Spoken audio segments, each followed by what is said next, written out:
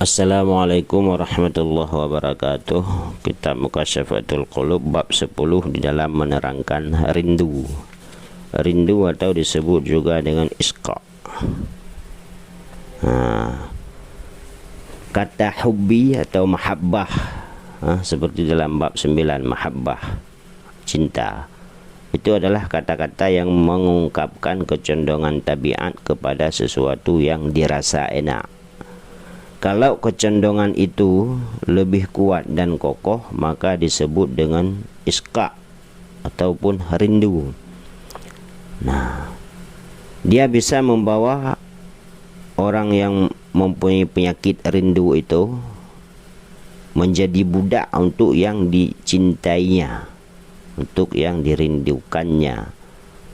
Dan dia akan membelanjakan semua harta yang dimilikinya itu demi yang dicintainya tersebut. Seperti kita ketahui Siti Zulaikha. Siti Zulaikha, apa yang terjadi dengan Zulaikha?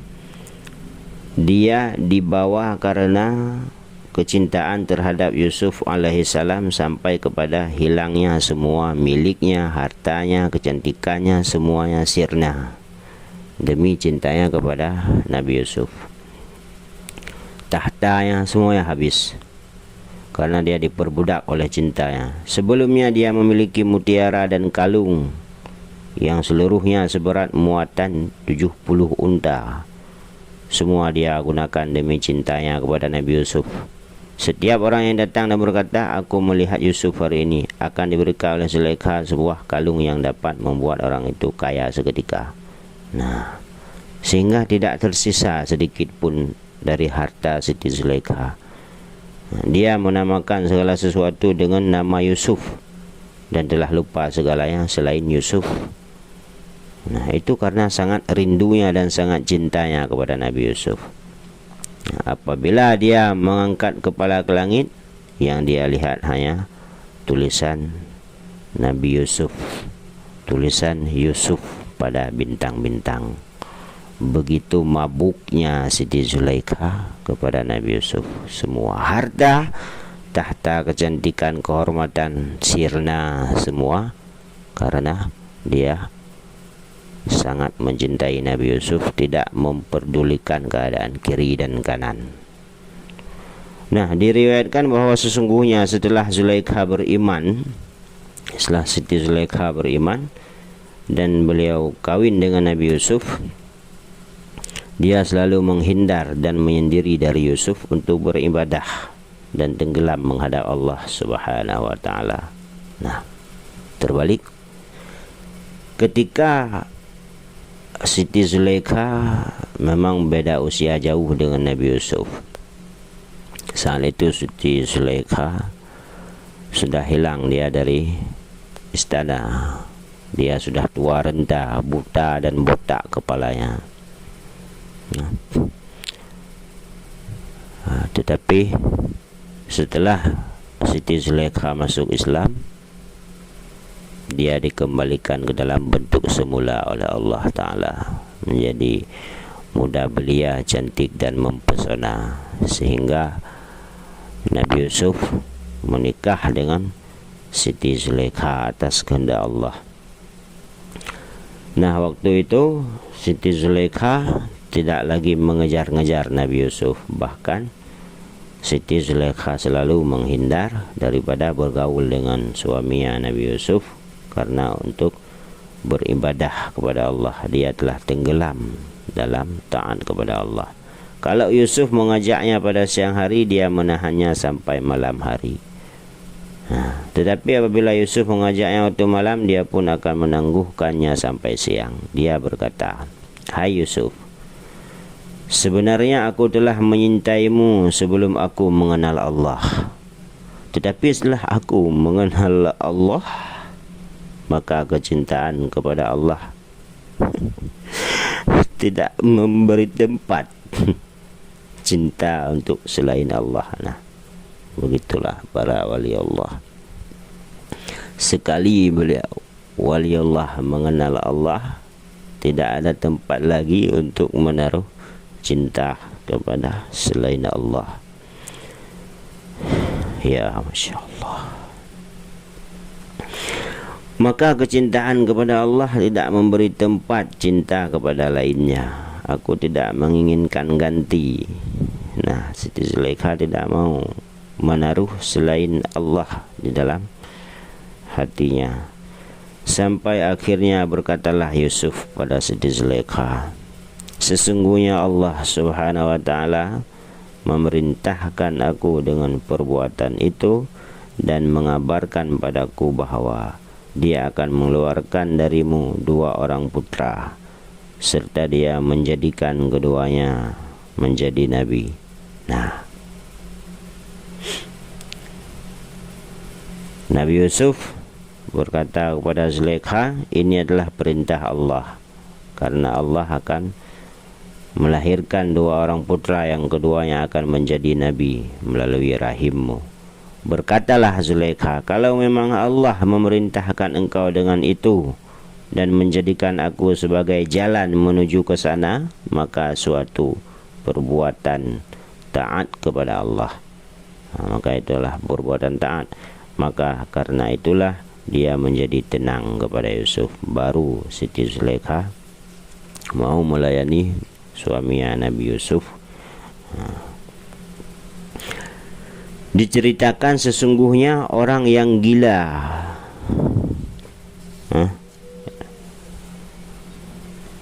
Laila, orang yang gila Laila ditanya, siapa namamu? Dia berkata, Laila. Dan suatu hari ditanyakan padanya, bukankah putri Laila telah mati? Dia menjawab, sesungguhnya Laila di dalam hatiku dan tidak mati. Akulah Laila. Nah, dia lewat rumah Laila pada suatu hari. Kemudian dia melihat ke langit dan dikatakan padanya, hai orang gila, janganlah engkau melihat ke langit, tetapi lihatlah pagar Laila. Mungkin engkau akan melihat dia. Dia berkata, aku cukup memandang sebuah bintang yang bayangannya jatuh di atas rumah Laila. Nah, apa itu yang mau diceritakan di sini? Yaitu adalah cinta. Cukup dia melihat bayangan bintang yang jatuh di atas rumah Laila, baginya sudah memada. Karena dia sangat mencintai Laila. Kalau ditanya orang, siapa nama dirimu? Laila, dia jawab, karena dalam hatinya ada Laila. Nah, begitulah yang mau diceritakan tentang orang-orang yang mabuk. Ini nanti akan mengarah kepada cinta kita kepada Allah. Mari kita simak saja dulu. Diceritakan dari Mansur Al-Hajjaj rahimahullahu, sesungguhnya manusia-manusia telah menahannya selama 18 hari. Datanglah Asy-Syubali radhiyallahu anhu padanya dan bertanya, hai Mansur, apa kecintaan itu? Apa yang disebut dengan cinta menurutmu? Dia berkata, janganlah engkau bertanya padaku hari ini, tetapi tanyalah padaku besok pagi.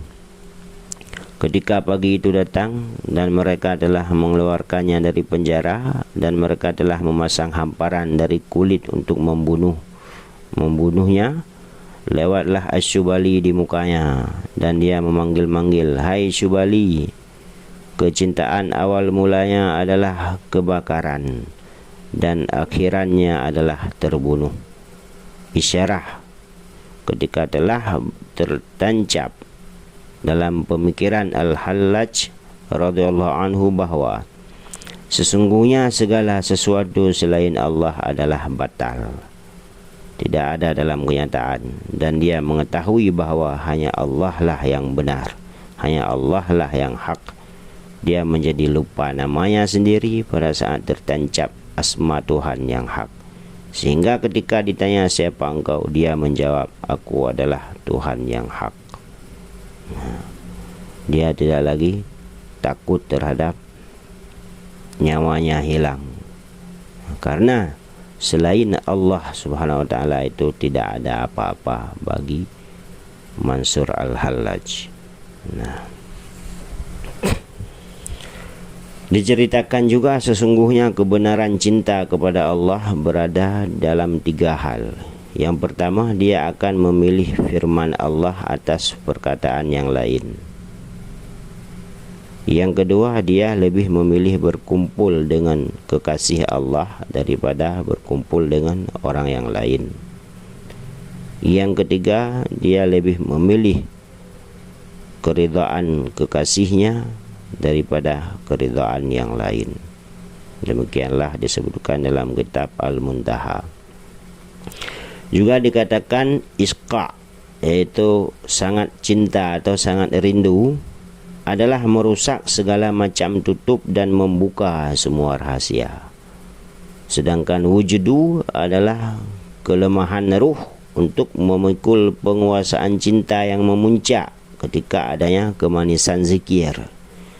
Sehingga seandainya sebuah anggota dari anggota-anggotanya dipotong, dia tidak akan merasakan dan tidak akan menyadari, karena isqa, karena wujudu yang telah memuncak.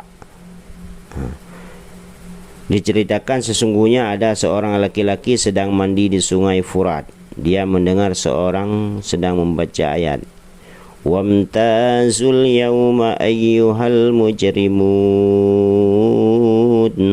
Dan dikatakan kepada orang-orang kafir, berpisahlah kamu dari orang-orang mukmin pada hari ini, yaitu hari-hari orang yang berbuat bahaya, orang-orang yang berbuat jahat, dalam surah Yasin. Karena kita kelompok dipisahkan nanti di akhirat, orang mukmin dan kafir. Lalu tidak henti-hentinya berkerojotan sehingga tenggelam dan mati.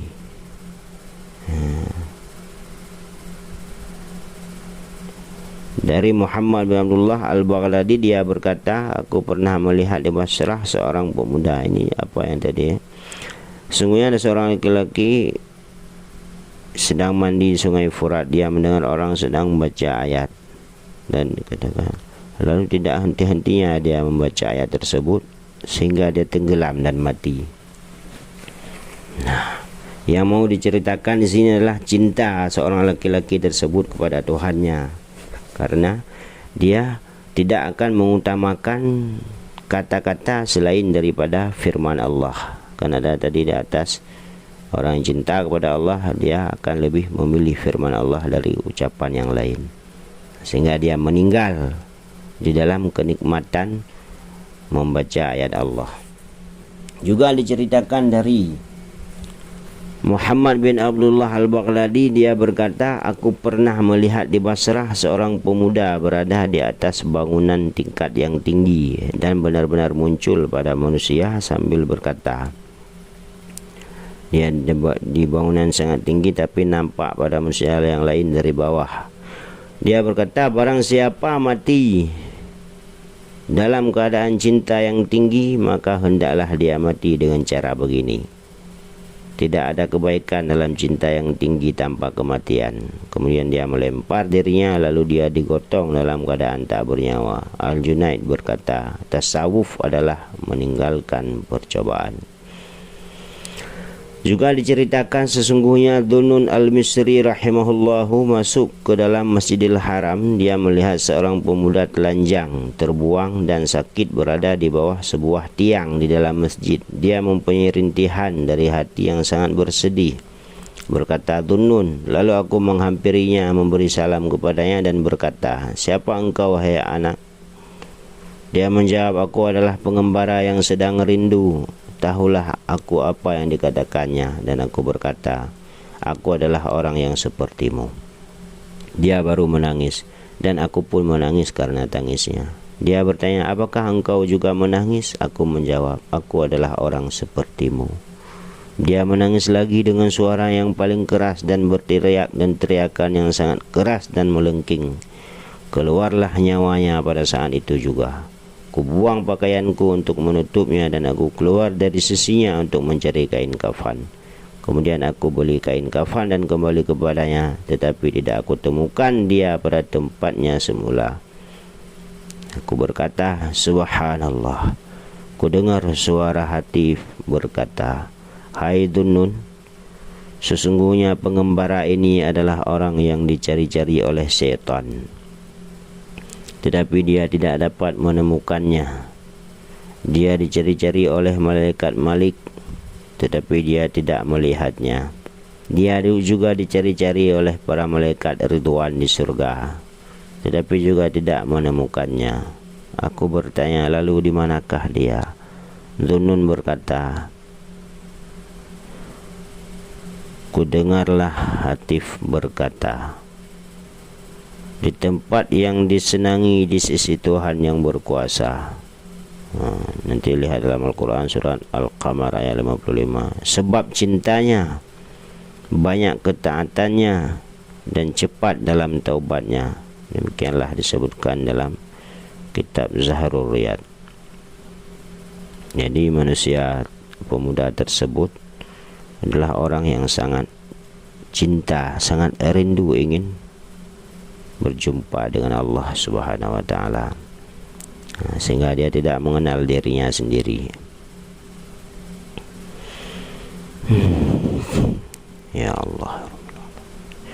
Sementara masyayikh, guru-guru, ditanya tentang orang yang cinta dan dia menjawab, sedikit bergaul, banyak menyendiri, melanggengkan tafakur, dan keadaan lahirnya diam. Dia tidak melihat apabila memandang, tidak mendengar apabila dipanggil, tidak paham apabila berbicara, tidak bersedih hati apabila terkena musibah. Ketika dia ditimpa kelaparan, dia tidak mengerti. Dia telanjang tetapi tidak merasa telanjang, dan dia memaki-maki tetapi dia tidak takut. Dia selalu memandang Allah Subhanahu wa taala dalam kesendiriannya. Nah, itulah yang terjadi dengan orang tersebut. Merasa tentram dengan Allah dan berbisik-bisik dengan Allah, dan dia tidak akan ikut berebut dengan orang-orang ahli dunia di dalam hal dunia mereka. Nah, itulah cinta. Apa itu cinta kepada Allah? Nah, seperti itulah cinta kepada Allah. Abu Tawab An-Naqshabi telah berkata dalam tanda-tanda cinta beberapa bait. Beliau berkata, janganlah sekali-sekali engkau tertipu bagi seorang kekasih. Ada beberapa tanda dan dia memiliki beberapa perantara untuk mencapai uluran tangan dari kekasihnya. Di antaranya dia merasa nikmat dengan kepahitan bala dan cobaan, dan dia merasa gembira pada semua yang dia telah lakukan. Penolakan dari Allah adalah merupakan pemberian yang dia terima. Kefakiran dari Allah adalah penghormatan dan kebaikan yang segera bagi dia. Di antara tanda-tanda engkau akan melihat semua tujuannya adalah untuk taat pada kekasih, walaupun orang yang mengecam telah jauh melangkah. Dihikayatkan bahwa Nabi Isa alaihissalam melewati seorang pemuda yang sedang menyiram kebun. Dia berkata kepada Nabi Isa, mintalah kepada Tuhanmu agar dia memberi anugerah padaku seberat semut darah dari cinta padanya. Berkatalah Nabi Isa, engkau tidak akan kuat seberat darah. Dia berkata lagi, setengah darah wahai Isa. Maka berdoalah Nabi Isa alaihissalam, ya Tuhanku, anugerahilah dia setengah berat darah dari cinta kepadamu. Lalu Nabi Isa berlalu. Setelah berselang waktu yang lama, dia lewat lagi tempat semula dahulu, dan dia menanyakannya. Orang-orang menjawab, kemana pemuda tersebut? Orang-orang mengatakan bahwa dia gila dan telah pergi ke gunung. Nabi Isa berdoa kepada Allah agar diperlihatkan pemuda itu. Maka dia melihatnya berada di antara gunung-gunung, dan dia ditemukan berdiri di atas batu besar serta membelakkan matanya ke langit. Membelak-belakkan matanya ke langit. Nabi Isa memberi salam padanya, tetapi dia tidak menjawab. Berkatalah Isa, aku adalah Isa. Akhirnya Allah menurunkan wahyu pada Nabi Isa. Bagaimana bisa dia mendengar pembicaraan manusia, orang yang di dalam hatinya terdapat kadar setengah darah dari cinta kepadaku? Demi keagungan dan keluhuranku, seandainya engkau memotongnya dengan gergaji, tentu dia tidak akan mengetahui dan tidak akan pernah bisa merasakan sakit itu. Nah, jika kita telah diberikan rahmat oleh Allah dengan cinta kepada Allah, maka kita akan melupakan semua. Kita akan melupakan semua nikmat dunia ini yang tidak ada artinya apa-apa. Barang siapa mengakui 3 hal tapi tidak menyucikan diri dari 3 hal yang lain, maka dia adalah orang yang tertipu. Yang pertama, orang yang mengaku manis zikir kepada Allah sedang dia cinta dunia. Yang kedua, orang mengaku ikhlas dalam beramal tetapi dia ingin dimuliakan manusia. Yang ketiga, orang yang mengaku cinta kepada Tuhan penciptanya tetapi dia tidak berani menjatuhkan dirinya. Dia selalu ingin dipuja dan dipuji. Nabi Muhammad SAW bersabda, akan datang waktunya umatku mencintai 5 dan lupa kepada 5 yang lain. Mereka cinta dunia dan lupa akhirat, cinta harta dan lupa hisab, cinta makhluk lupa kepada Allah, cinta kepada dosa dan lupa bertaubat. Terakhir yaitu cinta kepada gedung-gedung mewah tapi mereka lupa dan terhadap kuburan. Mansur bin Ammar berkata kepada seorang pemuda dengan menasihatinya, hai pemuda, janganlah kemudaanmu membujukmu. Banyak sekali pemuda yang mengundurkan taubat, memperpanjang angan-angan dan tidak ingat akan kematian. Dia berkata, aku akan bertaubat besok pagi atau setelah esok. Lalu datanglah malaikat maut padanya, sedangkan dia lupa dari taubat. Akhirnya dia berada dalam perut kubur, dia berada dalam perut bumi. Tidak berguna baginya harta, hamba, anak, bapa dan tidak pula ibu. Sebagaimana firman Allah, yauma la yanfa'u malun wala banun illa man atallaha biqalbin salim. Pada hari itu harta, anak laki-laki semua tidak berguna kecuali orang-orang yang menghadap Allah dengan hati yang bersih. Jadi tadi dikatakan bahwa siapa yang mengakui 3 hal tetapi tidak menyucikan diri dari 3 hal yang lain, maka dia adalah telah tertipu. Yang pertama, orang yang mengaku manis berzikir kepada Allah sedangkan dia sangat mencintai dunia. Yang kedua, orang yang mengaku cinta dan ikhlas dalam beramal padahal dia ingin dimuliakan oleh manusia. Yang ketiga, orang yang mengaku cinta kepada Tuhan, kepada Allah, tetapi dia tidak berani menjatuhkan dirinya. Dia masih menunda-nunda, dia ingin puja dan dipuji oleh manusia. Rasulullah SAW juga bersabda, umatku akan mencintai kepada 5 hal dan melupakan 5 hal, yaitu yang pertama, cinta dunia, mereka lupa akhirat. Yang kedua, cinta harta, mereka lupa hisab. Yang ketiga, cinta makhluk, mereka lupa kepada Khalik. Yang keempat, cinta dosa, mereka lupa kepada taubat. Yang kelima, cinta kepada bangunan mewah tetapi mereka lupa terhadap kuburan. Ya Allah, anugerahilah kami taubat sebelum mati. Ingatkanlah kami ketika lengah. Berikanlah manfaat pada kami dengan syafaat Rasul-Mu, dengan syafaat Nabi Muhammad SAW, sebaik-baik Rasul. Sifat seorang mukmin adalah bertaubat pada hari dan saat itu juga. Hari itu dan saat itu atas dosa yang telah diperbuatnya, itu orang mukmin sejati. Ridha dengan bahan makan pokok saja di dunia. Dia tidak mencari kelebihan. Dia tidak mencintai makanan berwarna-warni, pakaian berwarna-warni. Orang mukmin sejati. Tidak sibuk dengan dunia tetapi sibuk dengan amal akhirat dan mengabdi kepada Allah. Jadi di sini kita bisa mengenal diri kita, apakah kita mukmin sejati. Dia sibuk dengan amal akhirat dan mengabdi kepada Allah Subhanahu wa taala dengan ikhlas tanpa beban sedikit pun. Jadi ada seorang laki-laki kikir dan munafik, dia bersumpah pada istrinya dengan talak agar tidak bersedekah dengan sebuah sedekah pun.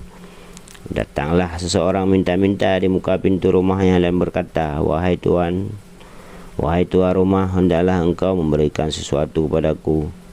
Perempuan itu memberikan 3 buah potong roti. Di tengah jalan, orang munafik itu bertemu dengan pengemis dan bertanya, "Siapa yang telah memberimu roti itu?"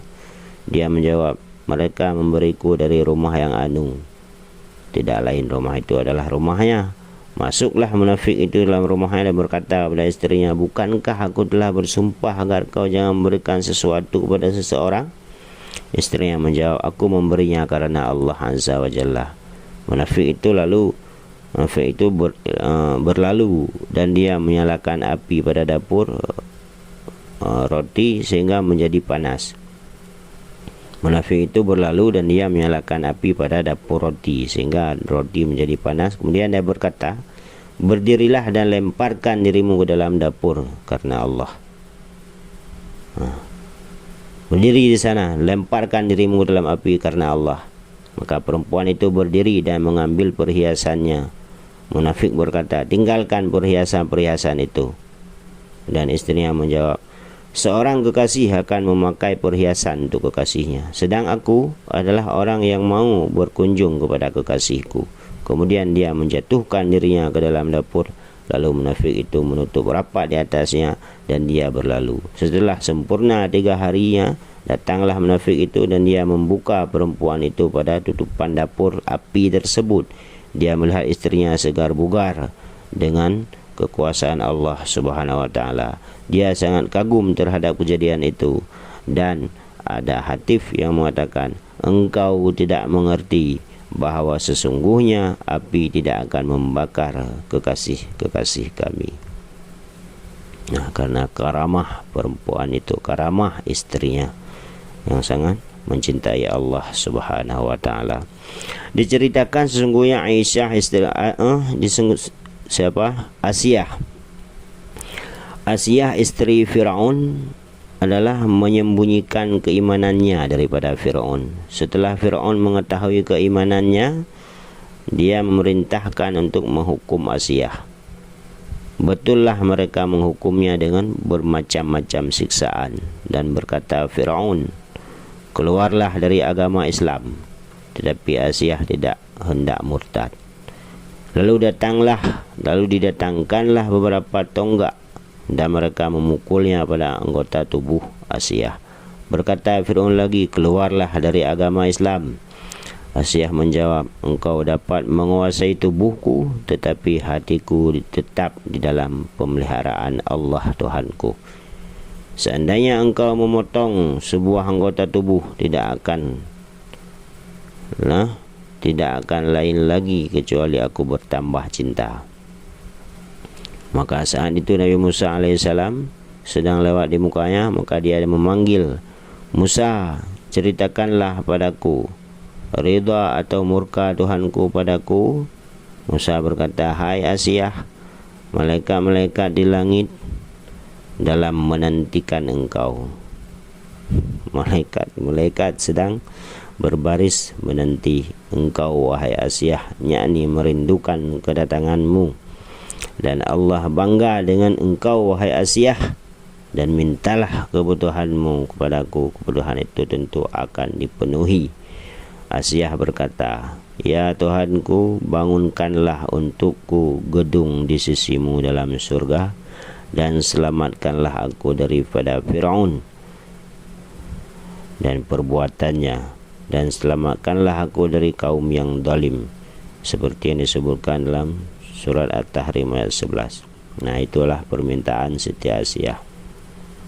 Juga diriwayatkan dari Salman radhiyallahu anhu, dia berkata, istri Firaun pernah disiksa dengan teriknya matahari. Apabila mereka telah pergi meninggalkannya, malaikat datang melindunginya dengan sayapnya. Dia juga melihat rumahnya di syurga.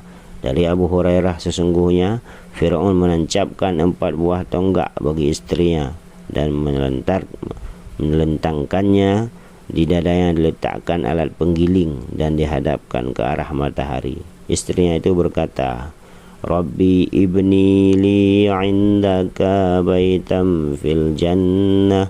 Ya Tuhanku, bangunlah sebuah rumah di sisimu dalam surga. Surat At-Tahrim ayat 11. Hasan berkata, akhirnya Allah menyelamatkannya dengan keselamatan yang paling mulia. dan Allah mengangkatnya ke surga, dapat makan dan minum. Di dalam hal ini terdapat dalil bahwa mohon perlindungan kepada Allah dan kembali kepada Allah serta minta bebas ketika terjadi beberapa ujian kepadanya adalah merupakan perjalanan orang-orang salih dan kebiasaan orang-orang mukmin. Wallahu a'lam bishawab. Semoga kita selalu mencintai Allah Tuhan kita, dan semoga Allah selalu mencintai kita. Amin ya Allah ya Rabbal Alamin.